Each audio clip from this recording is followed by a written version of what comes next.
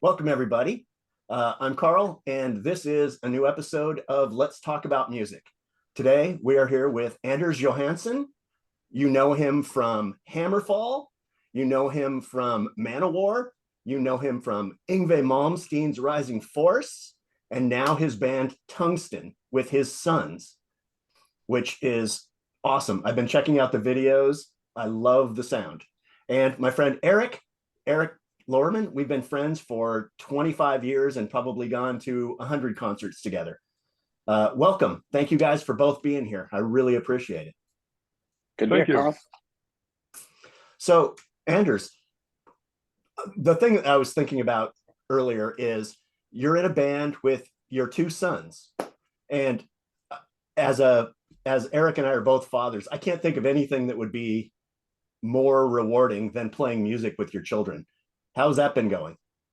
It's in the beginning, every time we went to a gig or drove there or something, I was trying to educate them about things like in general, like a father. And I felt like in the beginning, they thought it was annoying, I think, like listening to this, all the moral and all the like, don't drink beers, don't do this now, and that like that. But so in the beginning, I thought it was more rewarding for me than it was for them, actually.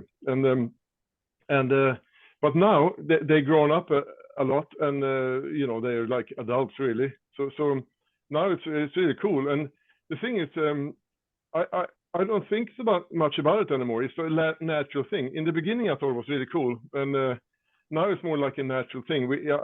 I guess I'm gotten used to it, sort of. The good thing is that we can rehearse here in my house, and it's much easier as well because they have the same sort of timing I have. Since we have genetically the same people, kind of, our half, 50%, and they grew up with playing like with me, kind of, and stuff. So it's easy to get things tight and stuff like that. And also the arguments, like you might have in a band, sort of when it's family, I think it's like easier to solve the small problems if there are any, sort of. Yeah, I can see that. Yeah. So it's just a different dynamic playing with family. I mean, you played with your brother, obviously over the decades as well. And is that just completely different dynamic than playing with, an established band that you join? Do you find it easier? With my brother, I mean, he's my younger brother. It was the same thing. I tried to not educate. I don't know what the word is. When you when you're parent and you tell the kids like, don't do this, don't do that, sort of thing. So I remember when I was in a band without my brother the first time, I thought it was kind of different, that I didn't have to, we didn't have the family thing. It's a different thing for sure. Because what do you say, blood and stuff like that, it's important, and you stick up for each other, kind of stuff like that. And also the timing, the micro timing thing with your brother and your children is very tight, I think, compared to maybe. And it's also depends where you're from. I've noticed. I played a short while with Blue Murder, and these guys are English, and they are like really relaxed. Yeah. And me coming from Sweden, I had a different micro timing, and I thought sometimes it was hard to get it like good somehow. I don't know what it was really. I was into coffee, they were into like meditation and stuff like that, and so I think now when I'm older I could have dealt with it easier, but back then it was actually hard.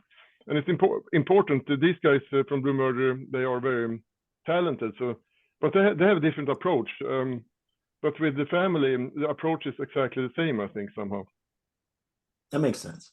The difference is it the approach in a band, that dynamic of how you're playing and the music you're playing, or is it the camaraderie and the connection that you're having, or is there a blend that you need when you're looking to make that kind of leap into another project?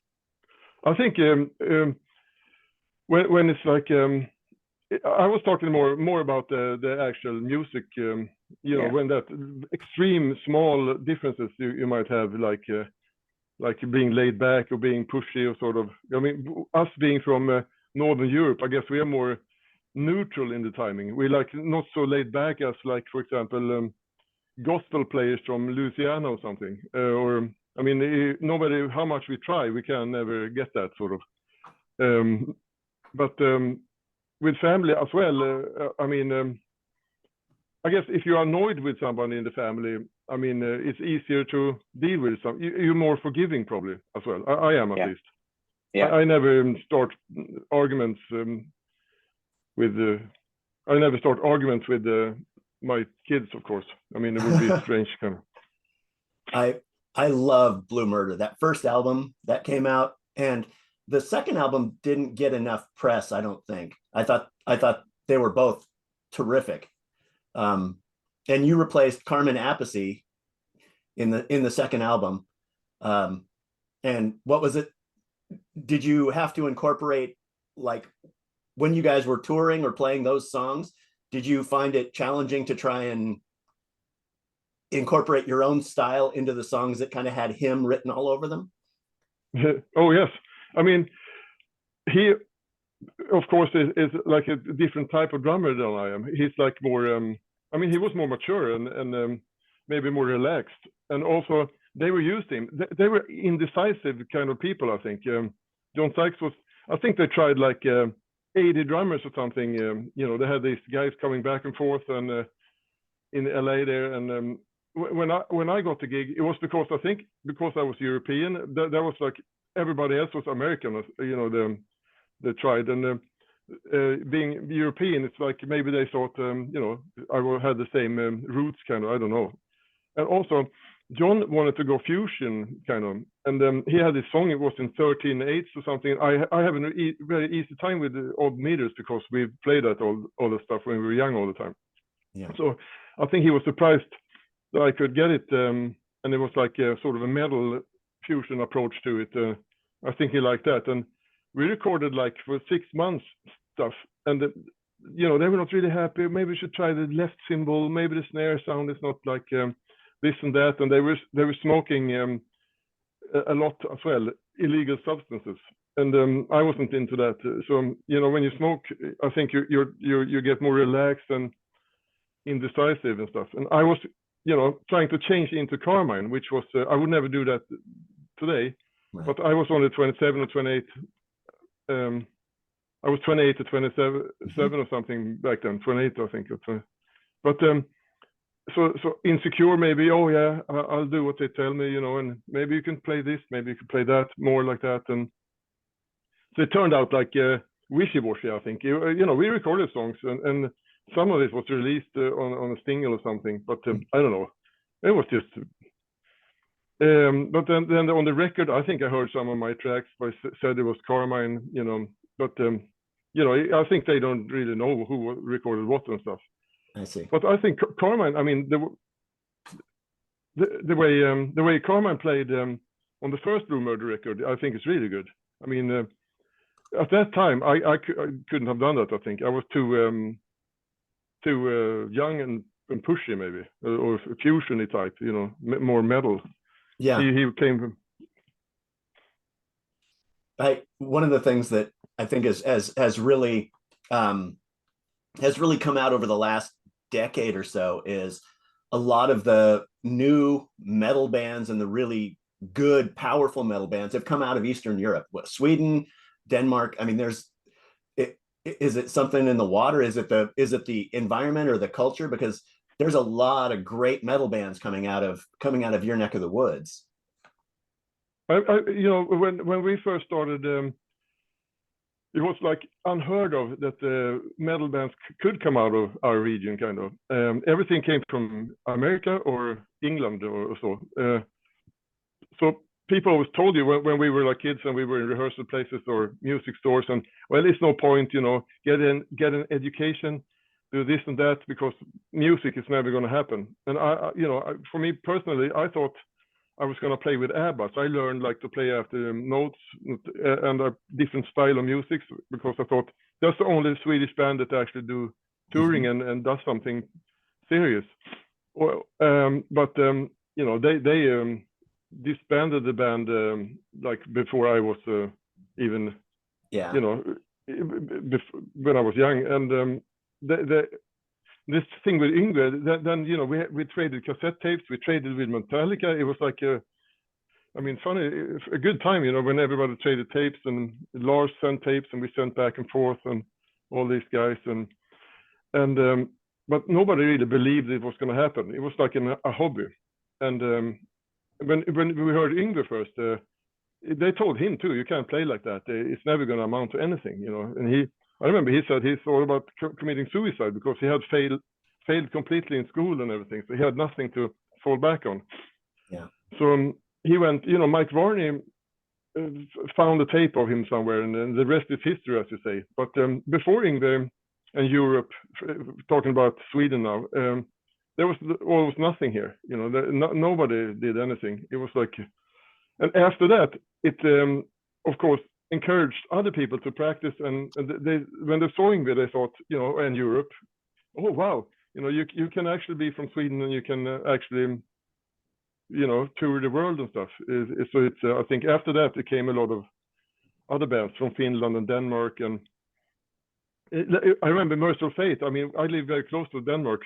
They were also struggling, and we did concerts together, and we had the same artwork guy doing the artwork and stuff. And they of course made it really big too. Yeah, I remember. Yeah, Merciful Fate was awesome. They're still touring, aren't they? I think so. I'm not really sure, but I think so. Them and King Diamond and all that. Yeah, King Diamond. I remember the first time I saw the King Diamond record. I was just like, until that point, we'd had Kiss and Alice Cooper, which were theatrical, but more in the hard rock, pop rock kind of vein. You know, if you listen to Kiss were billed as heavy metal when I was a kid, but if you listen to those records now, they're definitely not heavy metal. But King Diamond definitely was metal, you know. And what was your first experience with like King Diamond, Eric? Because I know you've got a really expansive metal collection. I do, but for whatever reason, King Diamond and Merciful Fate just didn't cross paths with me musically. You know, you mentioned Kiss though, and I'd say almost everybody I talk with, you have a conversation about music, Kiss is almost the gateway for almost everybody at our age, right? In our 50s. It's like you ask, what was your first record? What was the first band you were into? What was the first hard rock album you bought? It was almost either Kiss or Van Halen. Yeah. Between those two, and Kiss definitely was a gateway for a lot of people that I come across. What was the music playing in your household when you were growing up? Me. In my case, my father was a musician, so we started listening to jazz music because he was a jazz musician. And so when I grew up, it was basically only jazz. And then when I was in 5th grade, one of the kids had a cassette player, and he had Deep Purple, Made in Japan playing. And it was like an extreme turning point for me, because I thought, this is cool, you know, compared to the jazz, because jazz was kind of not what we wanted to do, kind of, you know. Yeah. And also it was bluesy and jazzy. It was like sort of a mix between them. They had some jazzy elements in there, so maybe it was easy to make the transition for me. And so it was like after that it was only Deep Purple for years, and then I started listening to fusion music and that sort of thing. But it was.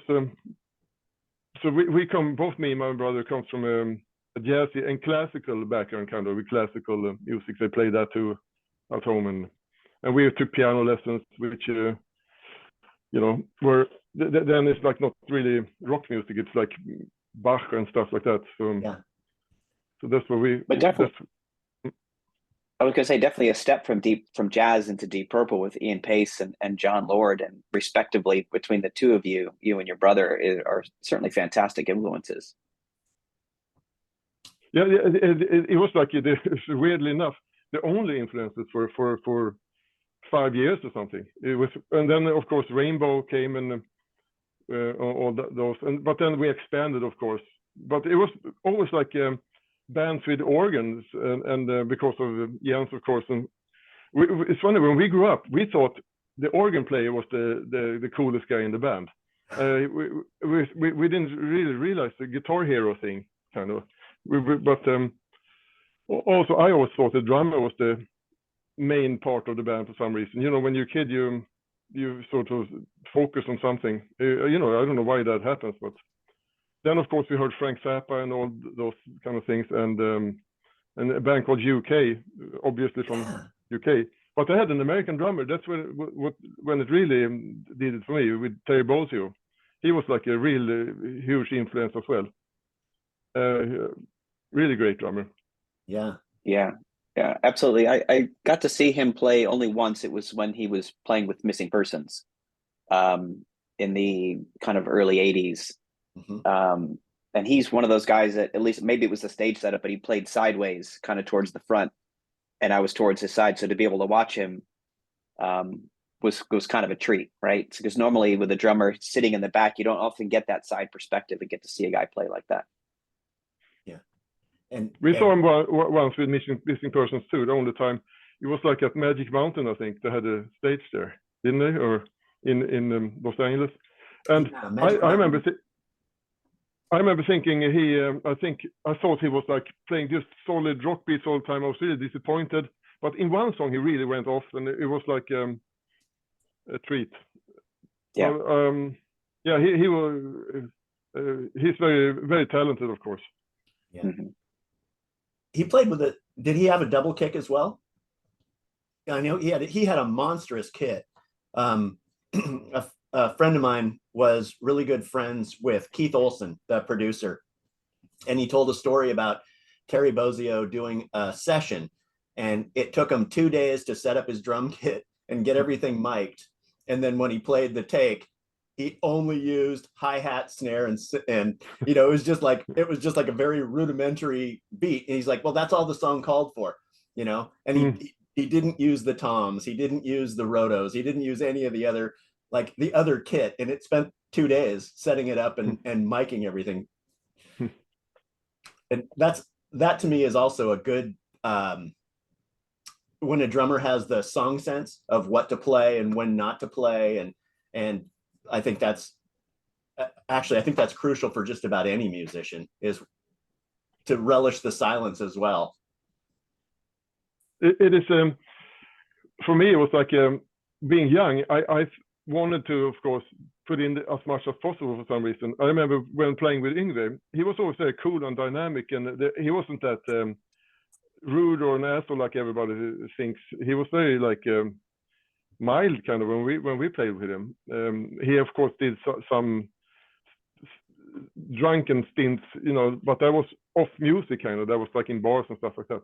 But I remember I played all these Chad Wackerman things I've had learned, sort of, you know, from Zappa, and he was like, you know, it's not your name on the albums. You know, I have to ask you politely, but please don't play that shit on my records. He just told me. And you know, I first I thought, oh, what an idiot. But then after 5 seconds, I realized he's right. You know. So. And you were 21, 22 when you joined Yngwie, right? Young. Yeah. And did you go right from? I mean, being at that age, was that your first big project? Because I saw you play opening for AC/DC. I grew up in South Florida, and did you go like straight to an arena act as a musician, kind of as a touring musician? It was like we had a band called Silver Mountain in Sweden, and we played clubs and small things. Maybe once a month we played. But it wasn't big things at all. We played the opening for Merciful Fate, or this co-headlining shit, or whatever it was. But it was really Merciful Fate's gig, and so for me it was like more or less straight to arenas, yeah. And I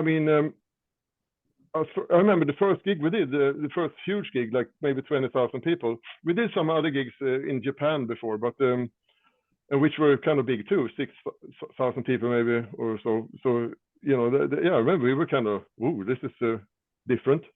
But with AC/DC, it was these huge gigs. And, you know, when you play those gigs, first gig, you don't get to check the monitors, you don't get to sound check. And so I remember it was kind of like, ooh, you didn't hear anything, and we played there, and people threw these mutant lighter shells at us, like these empty gas canisters.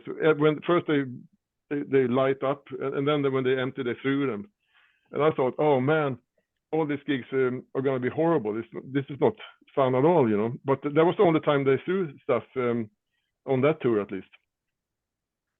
And in South Florida, there, our bass player, before we came to Florida, our bass player had enough, so he left, just took a different flight and fled the scene.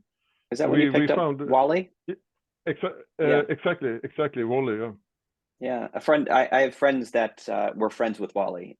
Played in bands, or we used to watch him play in the band Frontrunner back in the day, and just always spoke so highly of him. I never got a chance to meet him, but they always spoke highly of him. Yeah, it was weird.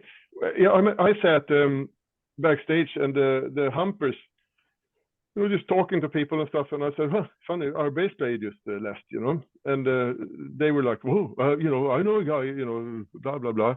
Yeah, bring him down, and Wally came right away, and we, and with his bass, and, I can play. He was really forward, sort of. So there was no, he stayed along, came on the bus and learned the songs. I think after a few gigs, he played live. I don't remember how many. Maybe, and during that time, it was my brother who played the bass lines. And I remember we thought it was going to be a worse impact. Oh, there's no bass player. People were going to like, oh, what's this? But nobody really noticed. I think everybody just looked at Yngwie somehow, So right. people didn't think. Nobody said anything. It was kind of weird. Yeah, the first time I heard Yngwie was a cassette for, I think it was Marching Out. I was working in this little small town in central Washington, and we didn't get a lot of music in. We didn't have any concerts. It was too small for that. But somebody gave me a concert, or the cassette of Marching Out, and I was just starting to pick up guitar at that time, and it completely blew my mind. I had never heard anyone play like that. I'd heard people kept telling me, oh, you've got to check this guy out. You've got to listen to this. Have you heard it yet? And the first time I heard it, I was just like, I didn't know how to comprehend what he was doing, how he was playing so fast and still so articulate. And you could clearly hear everything. And it made me realize right away, I'm never going to be able to play that. But having new styles of music that kind of come up into your consciousness, and then right after that, there was a whole army of new shred guitar players that kind of started bringing Yngwie into their playing. He influenced a generation of guitar players. Yeah, I think Yngwie is probably the guitar player that made most people start practicing and buying a Stratocaster. Yeah. I mean, Van Halen, of course, was maybe a bigger, impact because the band was much bigger and stuff. But Yngwie, I think it was more extreme. Mm-hmm. And I remember when I heard him the first time, it was the same. I had the same thoughts like you did. We thought, this is impossible. What is this? And then, somebody told us, this guy's Swedish. We thought, that can't be. That's impossible. And I was doing my military service in his hometown, and I asked a guy that sort of had met him in a music shop, can I meet him? I want to talk to this guy. I want to, because he was like, it was unbelievable, really. And I met him, and he was like totally normal guy. We had the same influences, and so we kept in contact a little bit and stuff like that. Do you? I was kind of going through your catalog of music and doing some research online from playing with Yngwie and Manowar and Hammerfall, and then playing with your brother and playing the upright bass and playing the very intimate gigs. Do you find that it's easier to get lost in that music? Basically just you and your brother in a smoky 50-person club, or is it, playing at a festival? Is it like, where do you get lost in the music, and where do you find that you connect better? I mean, playing drums in a a bigger place, a bigger venue. I mean, I've done that so many times, so that's like, and nowadays everything is always with click tracks and stuff like that. So it's like on autopilot kind of. But playing with Jens and playing upright bass, which is not my instrument really. You know, I've learned it, the songs kind of, and just a little bit above that. So I'm not really a good bass player, you know. But I have a good ear, so I can hear if it's like out of tune, which is a positive thing when it comes to that music. But that's so silent and so slow sometimes, and sometimes, most of the time, I'm kind of a little bit nervous actually, because what he's gonna do, because he can play very complicated sometimes, and it's easy to not get lost, but a little bit to get you know, on your toes kind of, because what's he doing now? You know, what's called pentones when it's 5, and then it's like triplets underneath, and it's like, oh, you know, where we're gonna land on 1 here. And but sometimes the music gets really cool somehow, and I noticed it's usually when it doesn't play so fast and so intricate, when it's like a tone here and there. I think that's that can be magical sometimes. And I remember also before the click track period that everybody's forcing you to do now, I thought it was more fun to play drums, because then you can feed off other musicians, you can listen to the guitar player and sort of like play together. Now when you have the click, you have to follow the click very steadily. You can't go away from it that much. You can play around a little bit with it, with the feeling, but not so much. Yeah. And that, so I think that's nowadays. I think it's I don't know. I don't know if I like it. Then again, what can one do? You know, everybody does it, so it's required kind of. So. Yeah. Yeah. Yeah. So I was watching a couple of the Tungsten videos, and I noticed your son's playing 7-string guitar, and that so are you guys like detuning down a whole step, and it's got that very chunky metal rhythm, and do you find it's more challenging to play the more progressive like that style of metal than what you grew up on, or what you were first introduced to? Yes, the tuning, they sort of mix it. Sometimes they keep between songs tuning up and down a little bit all the time. So all the songs are in different tuning scenes. Not all of them, but some songs are tuned very low. I don't know what it is, G or something. Oh, it's wow. very low. Okay. But I think that's the only one song. So, but then yes, you know, they are you know, coming with these parts. I haven't really played that sort of stuff before Tungsten. I mean, when you play these intricate, fast rhythms with your feet. Mm-hmm. So I had a hard time with that in the beginning because I never done it. So it was like, but then I realized to myself, you know, I played sloppy in the studio, and they were like, oh, you know, this is not Deep Purple. You should be a little bit more steady, not so much laid back, and not so much what's it called, you know, with swing kind of. So, which yeah, I had a hard time in the beginning. I think now I've done it. I practiced and these parts. So I think I became a better drummer than I ever was, because I can play that sort of thing as well. I mean, I'm not like an expert. You know, these young kids, they can play fast as hell, but I think it's good enough for this sort of. And so, but sure, yeah, it was. You know, for them it's like natural as hell, you know, because they grew up with that sort of thing. But I remember when we recorded once, you know, the guitar player is also the producer kind of. He said, "Oh, come on, what's this shit? What are you doing?" And I asked him to come and play it himself, and he thought it was going to be really easy. But when he recorded it, it sounded like very wishy-washy and weak and off and stuff. So he realized it's not that easy after all, you know. It takes years to become good and steady. Yeah, absolutely. So going back to, you were saying that growing up in a household of jazz music that you didn't necessarily connect with, and then fast forward 20 years and you're playing that type of music, or maybe a variety of that music as an adult. Do you find it interesting that you revisited that music that was that your dad liked or your mom liked? I mean, I know I've had that growing up as I liked hard rock and heavy metal and things, and my dad was into Jim Croce and James Taylor and things like that I just wouldn't listen to back then. It was my dad's music. And then you fast forward and you gain an appreciation for that music. Have you found that over the years that you've gained more of an appreciation for that music you didn't really like back in the day? Absolutely. I mean, we liked the music, and also our dad, he played either bebop kind of stuff, or that folk music, soft stuff that we play now.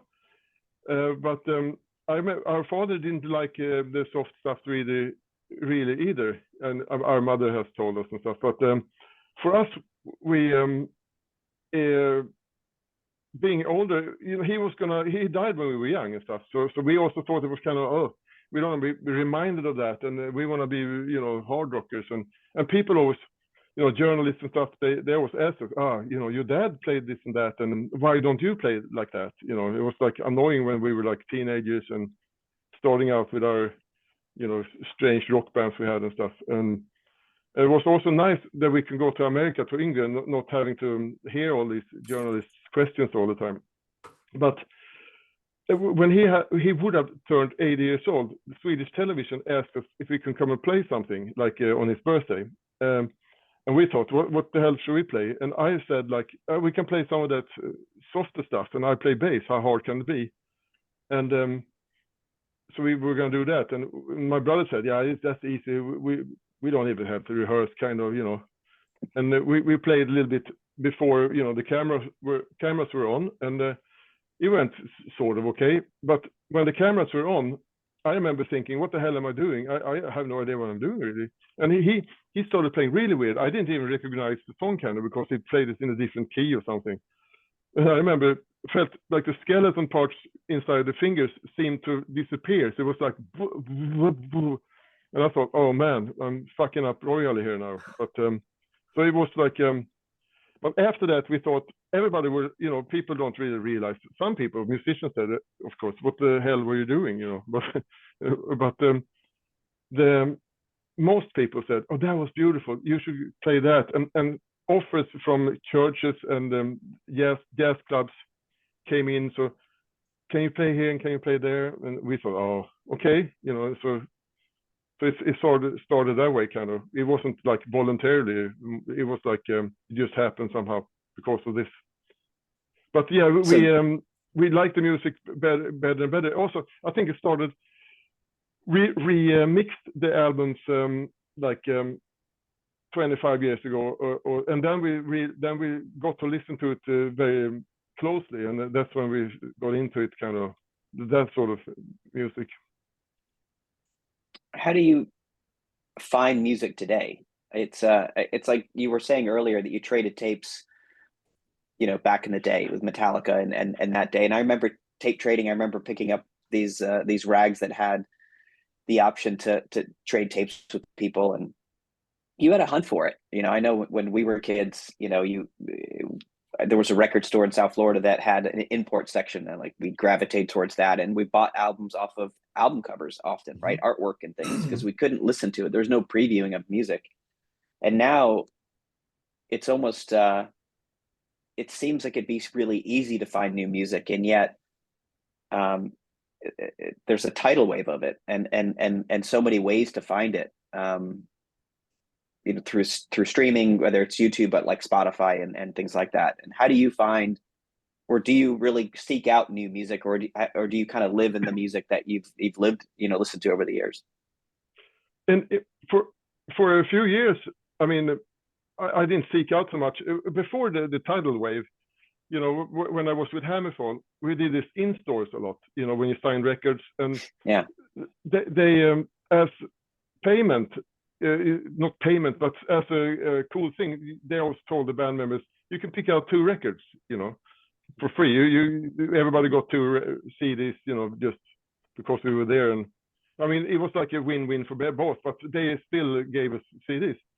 And I remember then I tried to pick out new cool things. And then, of course, all this Spotify happened. And now sometimes I sit and when I don't have to learn songs or anything like that for bands, and I play drums, I sometimes put headphones on and put Spotify on and try to find new things that I would never ever find otherwise. So I think it's a good thing somehow. Also, I don't know, maybe it's too much. Maybe people get overfed or something. I don't know. I guess time has to tell. But it might be easier for new bands if they're really good. I don't know. But then again, the competition is unbelievable these days. Yeah. There's like there are so many really good bands. When we did Tungsten, for example, we thought we have to be different somehow, because there are maybe 1 million bands that are very good, and they also, with all the computer recording, everybody sounds really like powerful and tight these days. So we thought we had to mix in like a flavor of something, to be a little bit different. I mean, to be really hard, it's in no point, because there are so many bands that are extremely hard, and to be complicated, same thing there. But it seems like a lot of bands don't have the melodic thing, so we try to be melodic and medium hard or something. But it also weird. The hardest songs we've made, these are the ones that people like the least somehow, which was strange to us. They like the really popular ones. That's the ones that are going the best on Spotify and stuff like that. Yeah, your band has, like, Tungsten has a lot of different elements. I mean, I have seen, acoustic playing, as well as a lot of symphonic elements, and almost like a folk, a little bit elements of folk to it, and then it transitions into like a really heavy chorus, and there's a lot of different aspects to your music, which I think is really cool. What has touring like in the days of COVID? How much has that decimated the touring, and who are the bands that you've toured with that you really enjoyed lately? I mean, COVID made everything for everybody, of course, a little bit weird. I mean, or very strange. So everything stopped kind of, and since then it seems like to come back now, but it hasn't really come back for us totally yet. We're going to do a tour now in the next month together with another couple of European bands, but we're opening up. But we have to start somewhere, and we did some festivals, and we're going to do festivals this summer, and which is cool as well. But I think I noticed these super commercial songs we have one that's like I don't know, almost a pop song. It's really going good on Spotify, and I think promoters and those guys are checking this out. They're looking at the numbers, because now people are, oh yeah, I saw on Spotify you're like gaining a lot of there. Maybe you can come and play, for example, Sweden Rock Festival, which is the biggest one here in Sweden, and so of course it's important, I guess, to be have the numbers high. As it's weird how people look at it, but we haven't toured that much actually. We've done gigs here and there, and so it goes less on album sales nowadays, and it really does align with streaming and as far as getting eyeballs on your music, right? And I wonder the difference between a metal audience versus a pop audience. I think maybe I'm making an assumption here, but the pop audience, I think, are geared towards tracks and individual songs, where the metal fan, I think, still likes the album. They want to hear how it was tracked. They want to hear the album on how you wanted to present it, versus somebody else that just picks up a song here, picks up a song there, and kind of puts their own playlists together, but maybe not really understand how it was supposed to be presented. Yeah, exactly. I think I mean, our songs are still rock, of course, but it's weird though.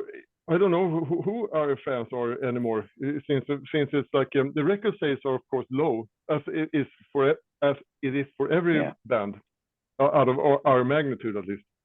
I mean, a band like Hammerfall, for example, which have been around for 25 years, they're still selling a lot of records. They are, I guess they came in that time. I mean, and their fans, mainly from Germany and stuff like that, they like you say, they need to have the album and they need to have the tracking correct, and it's so important for them to have a physical thing. But the pop fans, I think it's fine with one song they have on their special little playlist or something. I think we have gotten into a few people's playlists. Maybe that's what's happening. Yeah. I don't know if that's good or not. But, like a band like Nickelback, I really like them. I don't understand at all why people are so angry. But maybe it's because they are sometimes hard and sometimes poppy. Do you guys know why they are hated? I don't get it at all. I don't understand.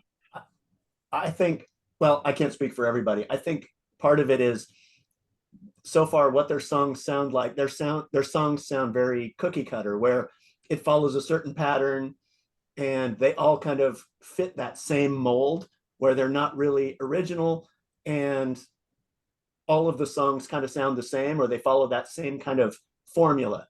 And it seems contrived. But I guess I've been guilty of making fun of them as well, but I don't dislike them.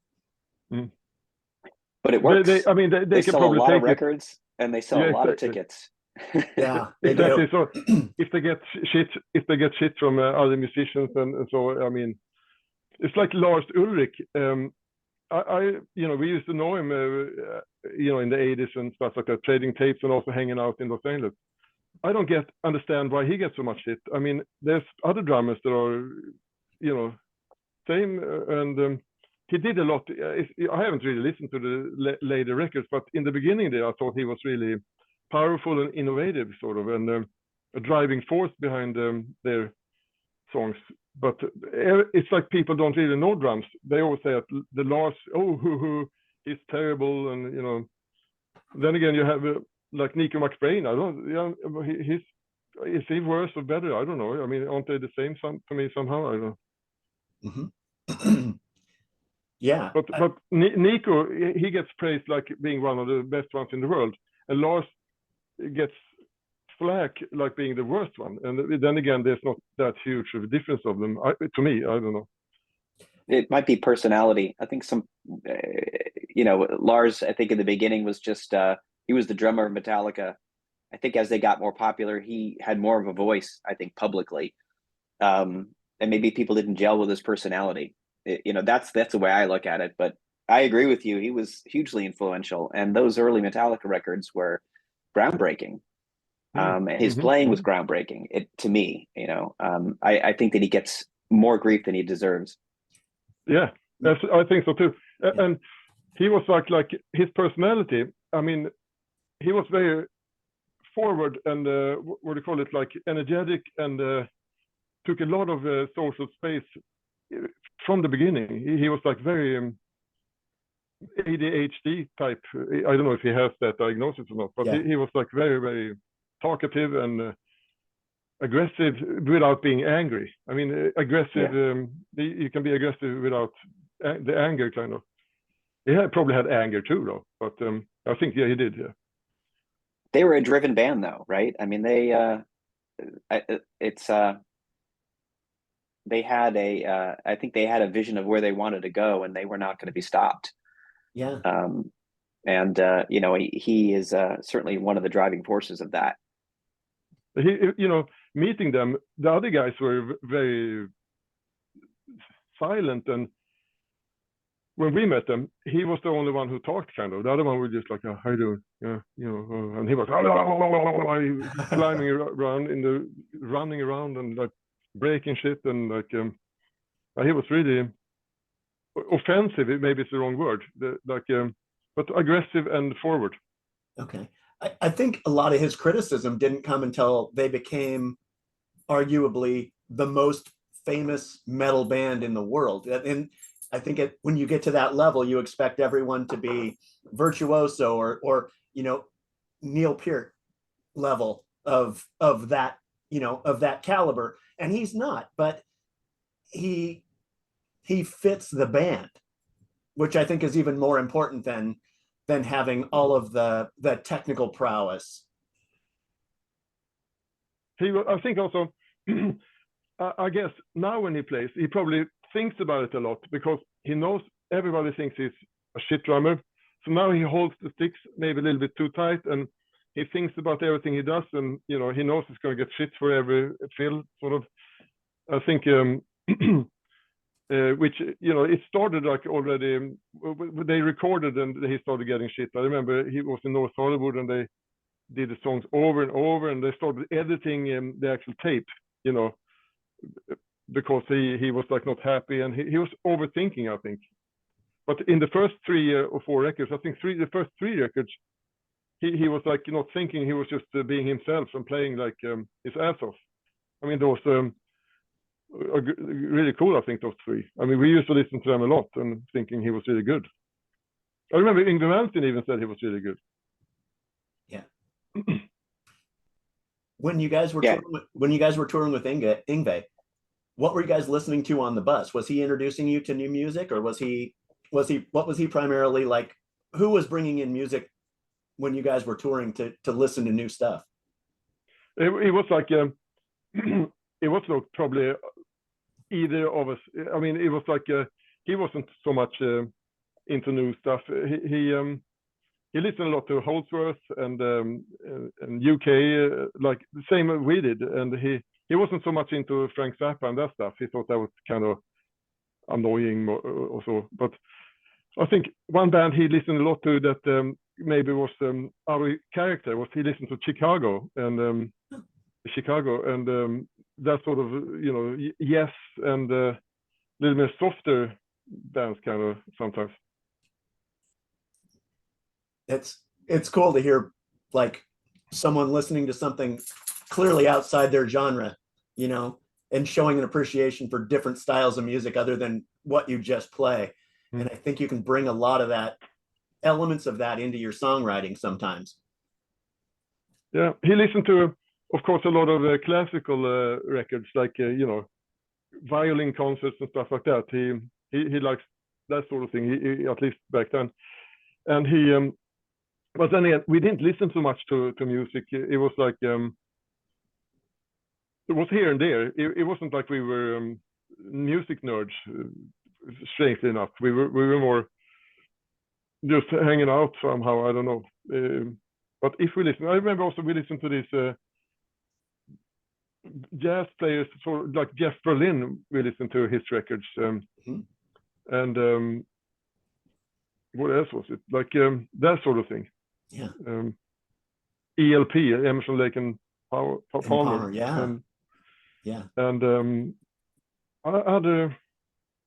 But like you said before, we didn't have Spotify, so we sometimes somebody had a CD or not even, it was cassette tapes.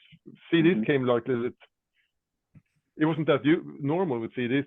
Nobody had CD players in the buses and stuff like that. Right. Yeah. But we had cassette players. Yeah. And like cassettes kind of took over. I had hundreds of cassettes and all like home recordings and trying to record songs off the radio and things and making mixtapes and swapping them with my friends. That was a big part of like the 80s and 90s growing up and handing those around. And there was a lot of new music out there that you could get turned on to. And it was because they weren't playing that kind of stuff on MTV, Yeah. I remember we played the tour. We had Saxon and Black and Blue opening up. This was with Yngwie, and the drummer from Black and Blue, he was like into fusion drumming and stuff like that too. He later played with Michael Schenker, and now he plays with Rat, I think, Pete Holmes.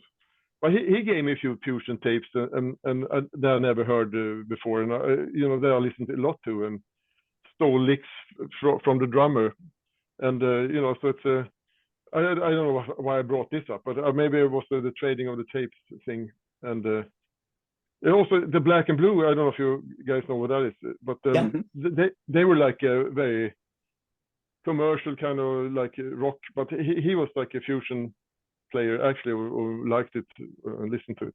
Yeah. Carl and I are both drummer. we're both up in Seattle now, Carl and I, and they were a Portland band, Black and Blue. Exactly. They were just down south of us. Yeah. And Tommy Thayer, the guitar player, now plays in Kiss. Exactly. It's funny. He was the silent type back then. He was the one that talked the least out of them and stuff. So maybe he has a perfect personality for Kiss, like not being in the way. You know, when you're in a band like that, you can't have too many opinions. I don't think. I mean, because they know how to run the band, the leaders. And Eric Singer is also a silent type. I think I met him a few times. Yeah. When I misbehaved in English band, the managers and stuff always threatened me that Eric Singer was going to come and fire me. It actually went so far that they brought him out on a gig, and he stood behind me and tried to give me the evil eye. Really? Yeah. Wow. What is this? You know, and he said, they told me to do this. You know, I think this is ridiculous. First of all, I can't play that fast, and second of all, I can't deal with him. He seems like to be really too much for me. So he was really a cool guy. But it was because during the Yngwie times, they promised us like, you're going to get a little bit of royalty, you're going to get publishing, you're going to, if you write something, but none of that happened. And that's why the bass player Marcel left and Wally came instead. It was because we tried to, maybe we can get what you promised, because we thought of the future. If we were going to be like, not having we got very little salary in the first place. And we thought that this is going to not amount to anything. We have to have some sort of security. And after Marcel, the bass player, left, I was the second one that was voicing my opinion. Jens never said anything. He's like a silent type too. Mm-hmm. And so I think they got sick of it, sort of. They wanted to get rid of the problems. So sometimes if I broke a light in a hotel or overplayed, sometimes, they said, stop that shit. Eric Singer is going to come instead. I thought, who the fuck is Eric Singer? And he played with Black Sabbath, and oh fuck, I thought, maybe I should start behaving and be, quiet about the royalties and stuff like that. But then Mark Bose came in, a singer, and he was voicing his opinion strongly about the royalties that he was promised to, and he couldn't deal with it in the end either. So he sort of left, and but we stayed until when we thought things were going to be better when Jolene Turner came, and maybe they were going to sort out that royalty thing, but they never did. It was kind of impossible to continue. Yngwie wasn't really helping either. He's just like, talk to the managers, talk to the record company. It's not my cup of tea. Or my problem.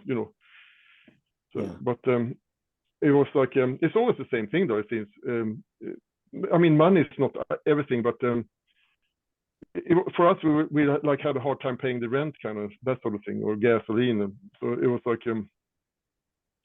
it was not a situation that could be sustained like for so many years. It was like that's why people quit, kind of. That's Yngwie wasn't really hard to deal with. Actually, I never had a problem with him. Yeah, I don't think my brother did it. We didn't. He was a cool guy. You hear these horror stories about him all the time. I get asked that all the time if he was the worst, but he really wasn't at all. We were equally bad. So really, yeah. It's funny that I have seen a lot of the Yngwie stories, and I have heard a lot of everybody slags on him, but those stories always seem to come from people that don't know him and that have never met him, or it's passed on from something.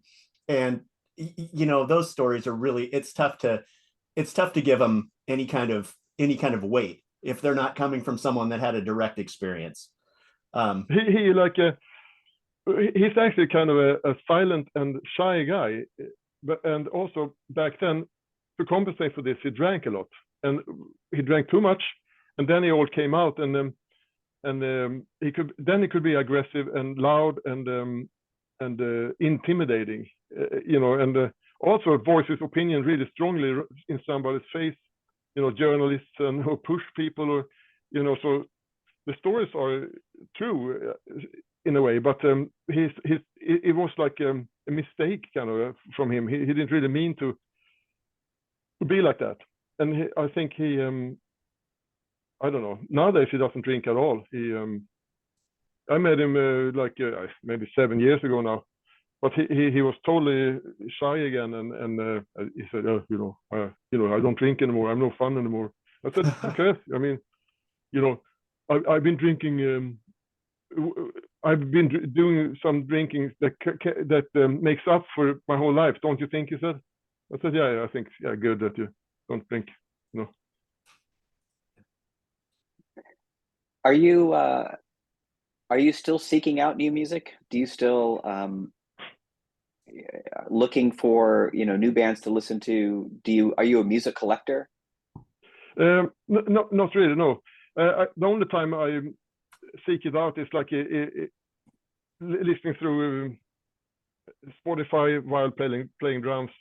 Otherwise, not really. I mean, I'm 60 years old now. It seems to me like there's not so much new stuff coming out. I think I mean, not so much happening. I mean, it's of course everything's getting more extreme and everything gets faster and stuff like that. But that's also come to a certain point. It seems like now sometimes it's so fast it just sounds like noise, kind of. These really black metal bands or something. The drums just sound like. I don't know. Yeah. I think it's what Carl was saying earlier, is that there's not a lot of space in music, right? There's not a lot of space between notes, and and allow that kind of that open air to kind of just live a little bit in a song. And it's just everything has to be filled with something. It's also like when they compress everything after the album's done, they maximize everything, so it's like the volume war they talked about. I don't know if that's stopped now, but I remember with Hammerfall, the producer played us the mix that was done, and it was played on a DAT tape. And I watched the VU meters, when he started playing the record, they went straight up and they stood there. Yeah. And then the song was done, and I thought there's no dynamics whatsoever there. And then the next song came, whoop, they just stood there, these two, and sort of flickered a little bit, But I mean, that's the way it was supposed to be then. I don't know if people do that anymore, or probably, huh? But there's still a lot of that. They really compress the shit out of a lot of music, and I like the dynamics. I like the space between the notes, and like you said, when you're playing to a click track, you kind of lose that groove where you kind of push and pull the rhythm a little bit and give it a little more personality. And it's tough to integrate that into like a metal band because you're playing so fast, and it is so I don't want to say mechanical, but it is so precise that it's necessary for that. But I really do appreciate that groove element where you're kind of adding a little bit of your personality to the playing. And it's like sorry. No, go. Somebody I saw on Facebook had Van Halen's first record, "Run with the Devil," the first song there. Yeah. Or "Running with the Devil." Somebody had taken it and quantized it. First they played it the normal version. It's like the bass goes boom, boom, and it's like not sloppy, but it's like the timing goes back and forth, and then the band comes in a little faster, and they had quantized it with computers just to show how bad it sounded as quantized. Yeah. It was interesting. I mean, imagine if Van Halen would have been quantized back there, or quantized, I think it's called. Right. Yeah. We say quantized in Swedish, that's why I'm fucking it up. But kvantiserat, but quantized. Yeah, it's you know, when we played with Yngwie again, first record for me, it was like marching out. It was no click tracks and stuff. We just played. Then Trilogy, second one for me, it was like we had click tracks, or at least on, I think on most songs, and we weren't used to it.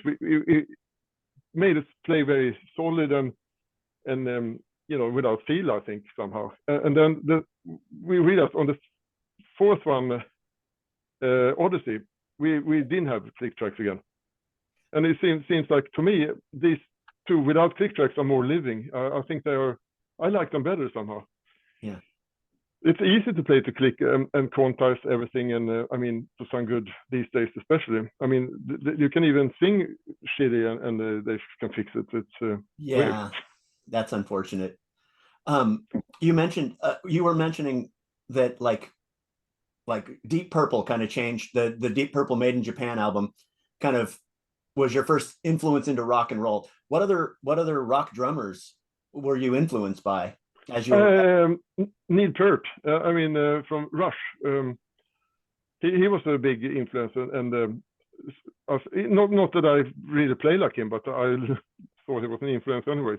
I mean, maybe like these Tom things he had, and stole some of those. Yeah. And then Terry Bozzio was the main guy for me during these years when you like grow up and stuff. But Ian Pace, I used to learn exactly everything he could play. And I remember, have you heard the album Fireball? Yeah. Mm-hmm. When the first song there, this is so typical now versus back then. The song Fireball is, of course, in 16 notes, straight 16 notes, you know, but they play it so shuffly or shuffled or something. It almost sounds like triplets, or it sounds like something else. The guys today, young guys, they have no idea. They can't play like that. I mean, I forced my sons to listen and learn that they can, but then again, we don't use that in Tungsten at all. But it's like people. I mean, if you compare that or Sweet, they also have songs like that are straight 16 notes, but they play them so groovy, so it sounds like something else. That is totally gone today. You never hear that in any band anymore. At least I haven't heard it, and which is sad, I think, somehow. Yeah. I have so I do I listen to a podcast, and I participated a couple of, second time I'll participate will be on Wednesday, is a friend of mine has a podcast called That Record Got Me High, right? And I was just curious on you, if you wanted to kind of talk about one album, you know, an album that just resonated with you, that you would just love to dive into and talk to somebody about, right? It's not a plug for the podcast, but it's a question related to the topic of that you pulled one record out and you just wanted to introduce somebody into music, right? And something that resonates with you, that kind of gives an insight to who you are. What album would that be?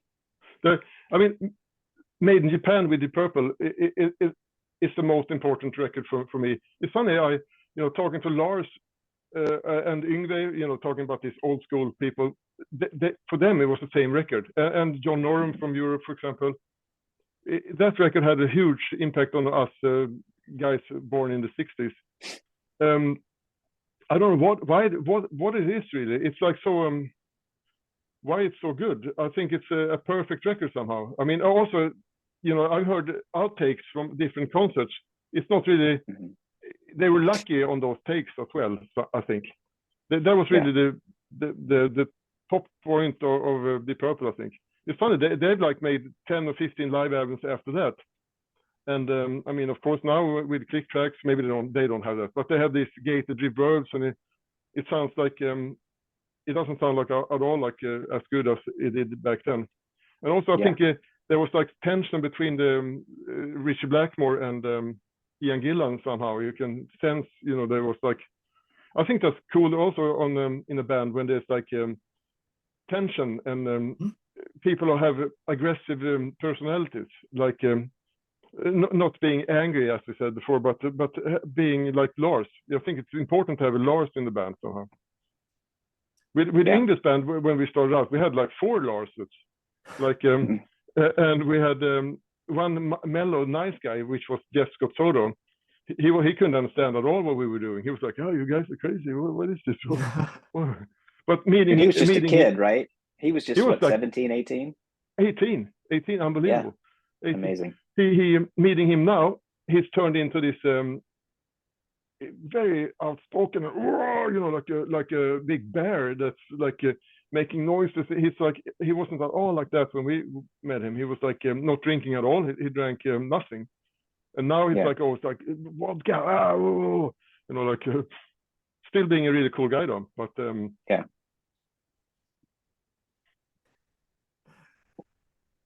Carl, sorry. No. I was just, I love the Scott Soto records. Those are great.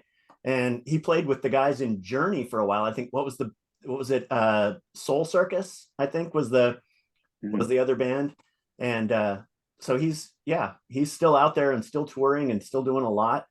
I mean, the thing with Jeff that struck us was that he was very musical. He if he would have been a drummer or a keyboard player, he would have been a great one as well. He had a very good sense of music. That was his main thing. He had very easy time to pick out things, and he was just a pure talent. Yeah. Or he is a pure talent. He not was, but he still is. He is. Yeah.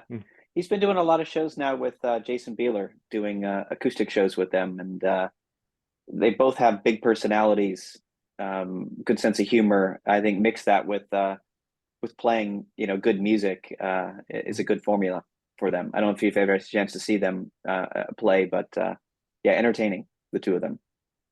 No, he's back then. I don't know. I think he said somewhere that he was kind of intimidated by Yngwie's, drinking aggressiveness and stuff, and he also.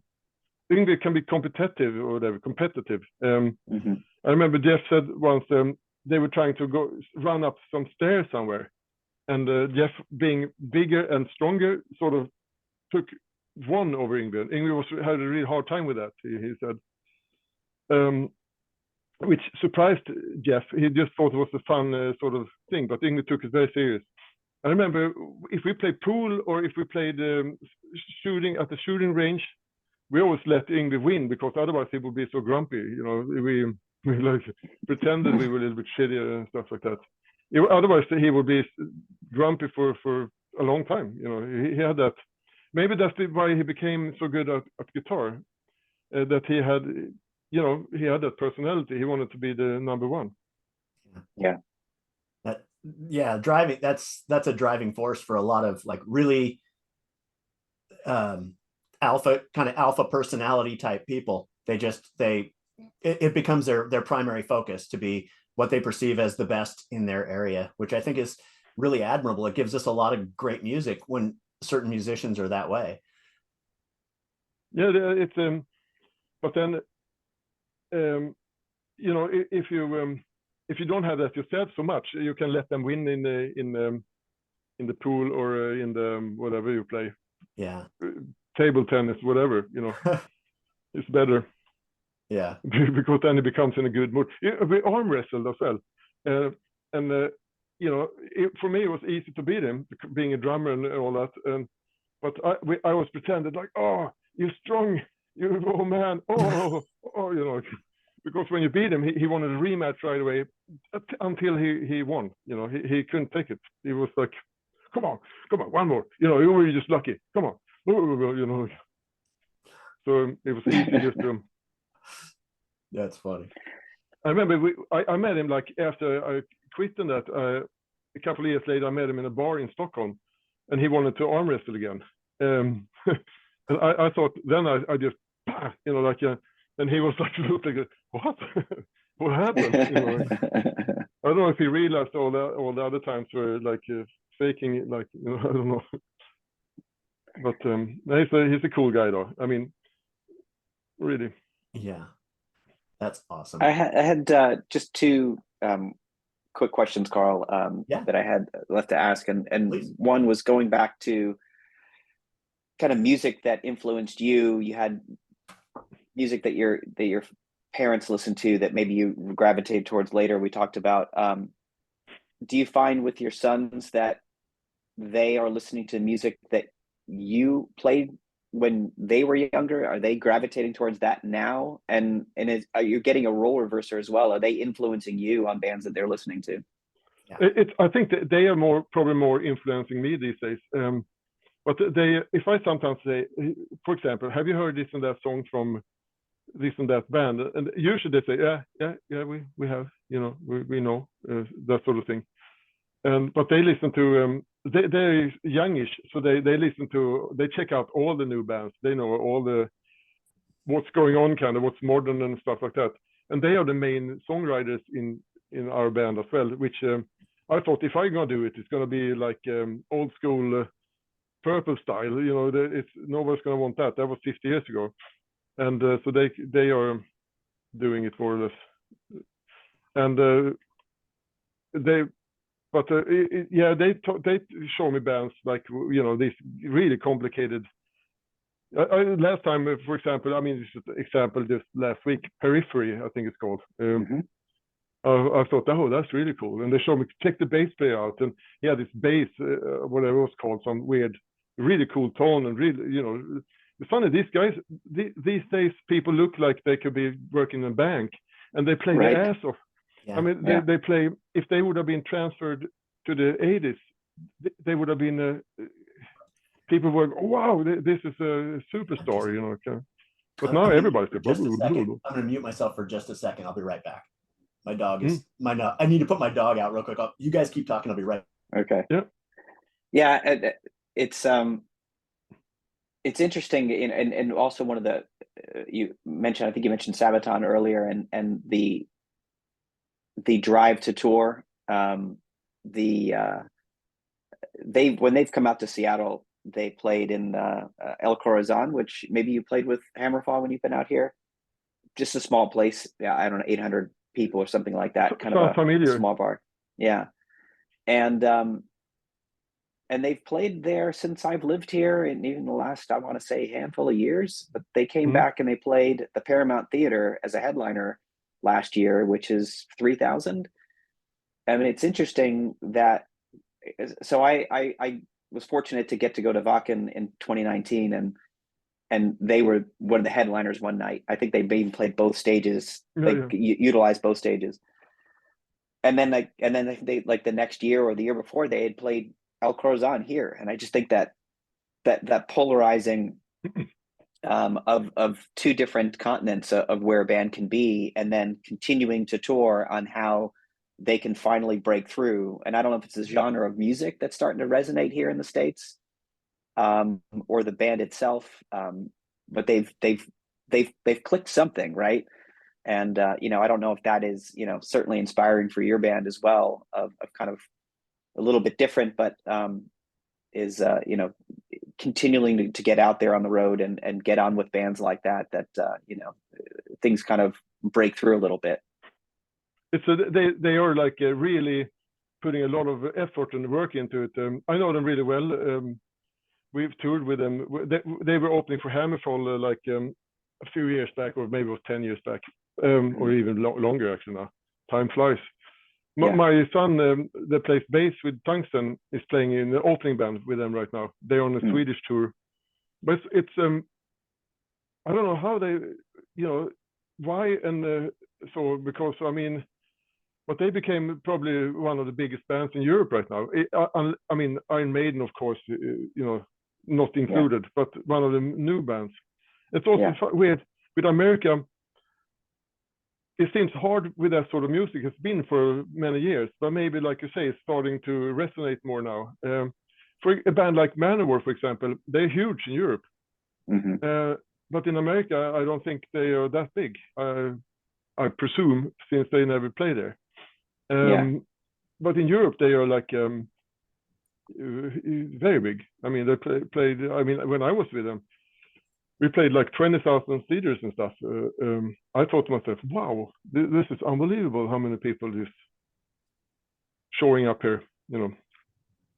It's interesting how an American band can't resonate in their country, but can resonate overseas. Rival Sons, I don't know if you've ever listened to Rival Sons, are very similar in that way. Is that fantastic band, very Deep Purple influenced, and they do very well in Europe, and they tour a little bit here in the States, and they do play, but I've seen them, you know, now opening for a lot of other bands that have come after them here in the States, and they're still kind of running as an opener, and then sometimes do some club shows here.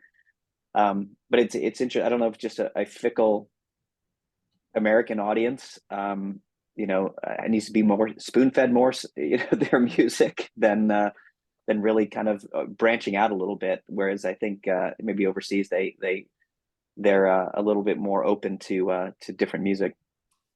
It's hard to say. You guys probably know this better than I do. I just know how it is here in Europe, and I think I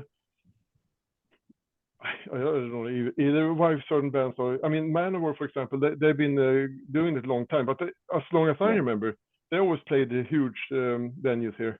I mean, the biggest venues.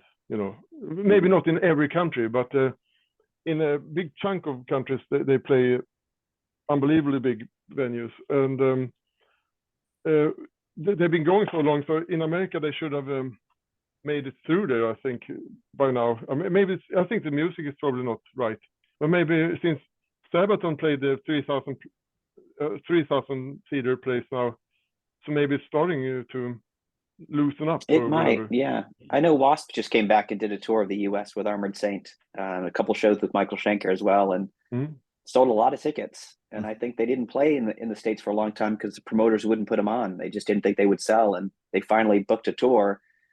I don't think they had played in the States in a long time, and sold really well.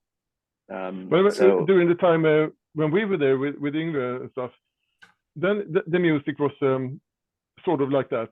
But then when Nirvana came, and then everything changed, and then the new metal came. I think that was more the American thing. It seemed from Europe that people liked new metal. Yeah. Which I mean, we like that here too, but it seemed like they only like that there. I don't know. Right. I just had one last question, Carl, that I was just curious on, and I've had this conversation with other musician friends that I've had or that I know. If there's a band that any band that you would, if you could play for or play a gig with, what would it doesn't have to be, it could be any genre, right? So like I've talked with a friend of mine, and you know, being a fan of all kinds of music, like I said, so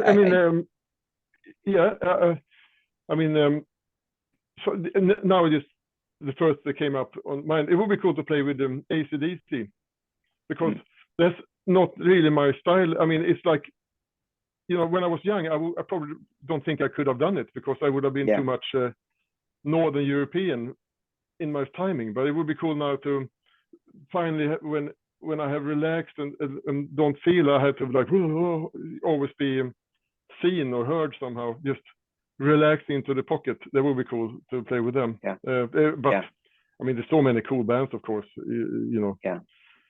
But that was the first that came up into mind. Not that they are huge or so. That's not the point. Like, I don't think they tour anymore, right? Or are they touring anymore? I don't think they've toured since Axl was singing for them. I don't think they've gone back with Brian Johnson. I think for recording, I don't think they're touring, because I think he has an ear problem where he's losing his hearing, and if touring would pretty much make him deaf at this point, which I think that's the story. But I'm you know, of all the, like, a lot of the metal festivals and stuff, there are some of the bands that I've really started to dig, like Backyard Babies, Hardcore Superstar, some of the other, like, those fit more into a hard rock band. I don't think I wouldn't necessarily consider them metal. But what other like Eastern bands have you played festivals with, or have you been turned on to just from seeing them play and think, wow, these guys are going to be big?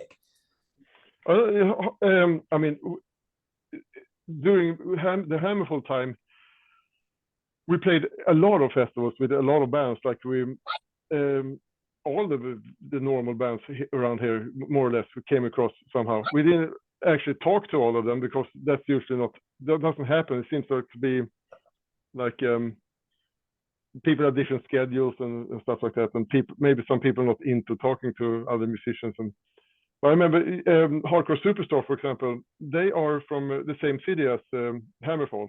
So them I've come across a lot of times, and they're very nice guys, and very solid band, I think. And as you say, it's a hard rock more. Mm-hmm. It's not really metal. And I remember seeing them at the festival, since you brought them up, and something went wrong. I think the guitar went out and the singing went out. There was technical difficulties, and only the drummer and the bass player kept playing the song. They looked at each other, but they kept playing. And I thought this is really cool to hear only them, see what they actually sound like together. And I thought they sounded really good, and it was kind of cool also that they just looked like nobody was nervous or freaked out or something like that. But it was nice to hear only not being disturbed by the guitar and vocals. Not that matters, but you probably, since I'm a drummer, it was cool to check it out. And these guys are really nice guys as well. They and talkative, and if you ever meet them, they will be like, "Yeah, come on," They're just normal guys. Like most, I think most rock stars, so to say, are actually just normal people. I mean, it's very rare that you come across an asshole. It happens, of course, but it's very rare. Yeah. I don't know if you guys have come across one. In my experiences, the people that I've met and become friends with in the industry is, everybody's been nice. I've not run across that at all. Everybody seems really personable, really nice people. So I remember the other day, John Ross called me, and I thought I got really nervous because he's a huge influence, and he was like a totally normal guy to talk to, and he talked about doing some symphony orchestra gig or something, see what happens. But for me, that's one of our huge influences. But after 4 seconds of talking to him, it was like talking to you guys. Like I was actually a little bit nervous talking to you too. You never know who you're going to come across. I mean, you know how it is. Think, and the mic didn't work, and what the hell, you feel like an idiot. But I don't think I would come across anybody. I mean, Axl Rose once was kind of strange, but that's about it, really. Yeah. It was before they were famous, so they really wanted something, and they were really forceful, kind of. I've been pretty lucky that no one has really crushed my expectations for being a nice guy. I've been fortunate in that, but then again, like I don't have a lot of experience with famous musicians. I get to see them. I've met them a few, and I've been really lucky in that none of my expectations haven't been met. And with you, I was delighted and surprised that you agreed to be on. I was just, fantastic. I've been looking forward to this for a couple of weeks ever since I first reached out. So. No, but I mean, of course. I mean, if somebody wants to talk to me about my musical life, I mean, it's an honor, and it's like almost embarrassing sitting here talking about myself. I guess that's a very Swedish way of looking at it, but I'm struggling sometimes taking this much social space and talking about myself, but I realize I kind of have to, because you ask questions and stuff like that. But us Swedish, or we Swedish people, are very different than how it is in America. Yeah. Maybe it doesn't seem like it now, but it is. It's the upbringing, it's the climate, it's all sorts of the socialist stuff you get fed all your life. It's different. but that's nice, I think. I mean, when we lived in America, we tried to adapt and melt in, but the people like sometimes, what are you guys doing? Oh, you know, what is this? You know, like I remember once Mark Bo said, "Why do you drink before you go to a bar?" You know, like we're going to a bar, right? You know, like but in Sweden, alcohol is so extremely expensive. It used to be, at least. So it was taxed so much. So we always used to drink homebrew before if we went out and stuff. Now I don't drink at all anymore. It's like I never been a drinker though. This might sound like it now, but yeah. No, it's easier. You just what's the point, kind of, you know. I agree. Yeah, I stopped about 4 years ago, and I was like, I don't think I miss it at all. It's really nice. You know, Yeah. I mean, before this decision for me, it was like I might have drank one glass of wine or 1 or 2 beers, so it wasn't bad or anything for the last 10 years. But now I just thought, well, you know, it's always a hassle. You can't drive where you're going because, you know, the alcohol limit here is like extremely low. You shouldn't be driving and drinking anyways, of course. But yeah. But I think you guys have a much higher tolerance. I mean, I've been pulled over in America when you have to do this sobriety test. I mean, I was sober, but they still had me walk the line, and you know how they yeah. Here they have like a meter you blow in, and if it's over the limit, they take you to the hospital and take blood tests to make it completely certain that you're drunk. Or if you're drunk, you lose your license, and also if it's bad, you go to jail. Yeah. It's But it's I don't know why we started talking about that, but no, it's part of the rock and roll lifestyle, you know, and I know. When you're on a tour bus, there's not a lot to do, and when you're in between gigs and you're waiting for your spot, I think a lot of it is just out of boredom, isn't it?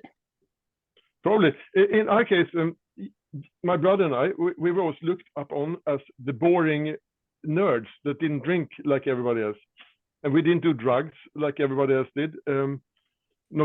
Jeff, for example, didn't do drugs, but a lot of other people did, and we were like, they were like, "Come on, you know, it's why are you so boring and stuff?" But it was like you feel like crap, of course, afterwards, and also we thought, you know, it's embarrassing. For example, drinking before shows. I never done that.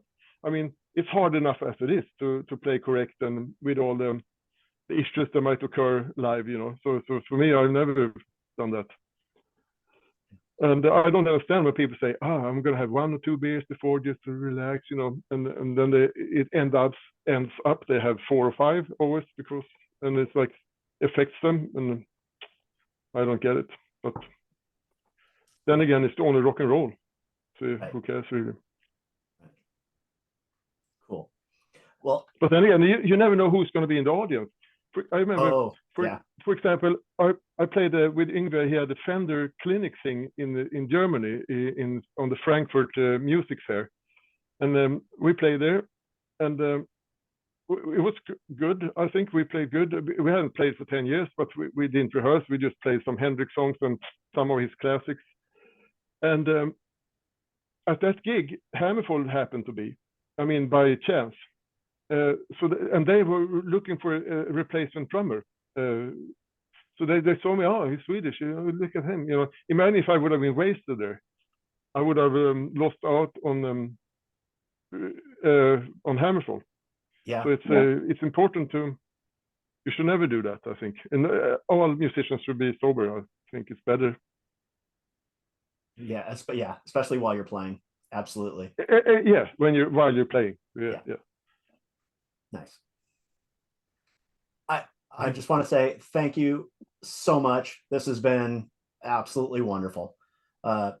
Eric, thanks for joining, and thanks for being a part of this. Anders, thank you so much. I really thank you so much. I really appreciate it too. I think this was really interesting, and we touched things that one normally doesn't talk about. You know, like, so that's always interesting too. That like makes you start thinking yourself. I mean, which you guys had intelligent questions. I mean, normally people do, but sometimes it's like, you know, why did blah blah blah, you know, really type one formula questions. It's like hard sometimes to get anything. The idea for this was the idea for having this, putting this format together was, when I was a kid, it was really one of the best experiences for me was sitting in my basement listening to records with my friends and then talking about what bands we love and what songs off of which albums and who we thought should have been bigger and would it be cool if this guitar player played in this band, and having those kind of conversations. And I wanted that. That's why I wanted us to be in a group of like 2 or 3 additional people, so that everyone kind of has this round robin and everyone gets to contribute and kind of steer the conversation into different areas that, as you're speaking, oh, that triggers an idea. What about this? And I like the way that the conversation flows when it's more than just a back and forth between 2 people. Yeah, it's again a thing with Americans. You guys never seem to have a hard time with the flow. I mean, for me, it's like, this is not my native language, of course, but I'm used enough to it. I don't know if you have come across some people from Europe don't have the flow at all. It's like, you know, like it's just the thought process in the brain and the speech center is not really connected. It seems in America, maybe it's because how you guys came there. All the forward people, all the people with strive and gung ho went to America, I think, and so your gene pool is like that. You know, I'm sidetracking here again, but I noticed there's a huge difference, which is cool. I mean, I wish I was more like an American somehow, often, but well, you can't change how you are.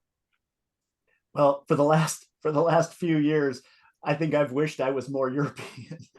Really?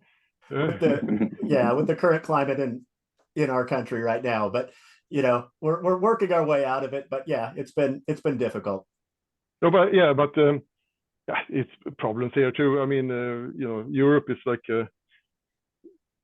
now they want to send all sorts of weapons, and Putin, of course, is he's like a macho type of guy. It seems like you shouldn't piss him off more than necessary. You know, I don't know. It's when I was growing up in the 80s, our biggest problems were the Russians, of course, the Soviet Union. I was like, everybody had to go to the military service, and when we target practiced, we shot at these Russian soldiers in cardboard paper, you know, and I remember when we went there on tour, I saw the Russian soldiers. They didn't look at all like they did on the cardboard papers.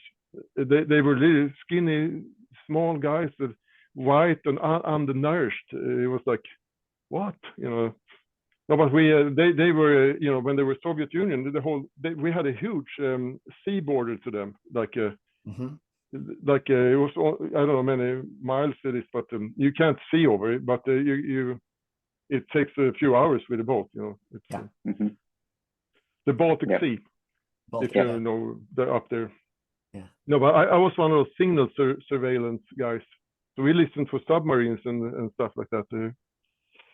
It was kind of harsh times somehow, but we were never at war. But then again, we bombed them sometimes.